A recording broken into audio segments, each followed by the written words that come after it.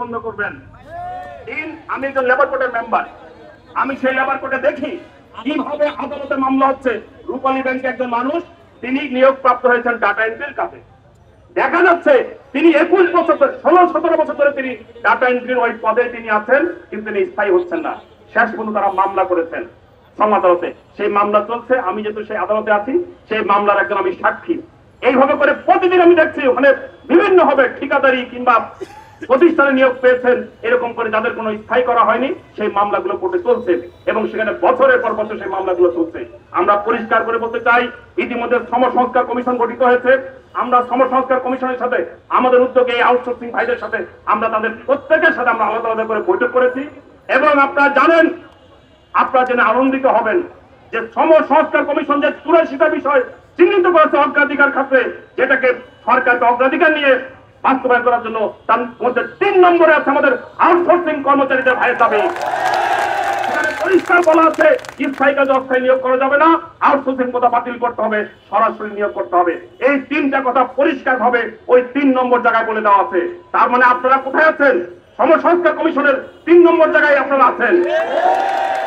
তাহলে কেন আপনাদের দাবি বাস্তবায়ন করা হবে না? ওই যে ওই মধু চক্রটি আমাদের ভাঙতে হবে। এখান থেকে একজন যে মুনাফা করছে, ওই মুনাফার চক্র ভাঙতে হবে।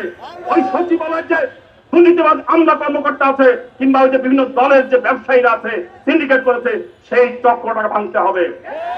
আর আমি আপনাদেরকে অনুরোধ করব, কোন ধরনের বিভ্রান্তি, কোন ধরনের নেতিবাচক কথায় আপনারা হুজুগে চলবেন না। সংগঠন মানে হচ্ছে একটা শৃঙ্খলা, সংগঠন মানে হচ্ছে একটা নেতৃত্ব, সংগঠন মানে হচ্ছে একটা সুনির্দিষ্ট দাবিনামা। ফলে সুনির্দিষ্ট দাবিনামার ভিত্তিতে সুশৃঙ্খল ভাবে নেতৃত্বের সবার মিলে যে সিদ্ধান্ত নেবেন তার ভিত্তিতে আপনার আন্দোলন সংগ্রাম পরিচালনা করবেন। হুটহাট করে মনে হলো বসে পড়লাম, মনে হলো ঘেরাও করলাম, মনে হলো এক প্রোগ্রামের মধ্যে 3 প্রোগ্রাম করলাম, আমি দয়া করে কথাগুলো ভাবে নেবেন না।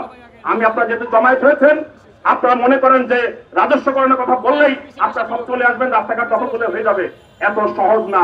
ওই মধুচক্র ভাঙার চেষ্টা করতে হবে, তার জন্য একটা লড়াই সংগ্রাম করতে হবে। আমরা ইসকপের পক্ষ থেকে সেই লড়াই সংগ্রাম দীর্ঘদিন করে করছি।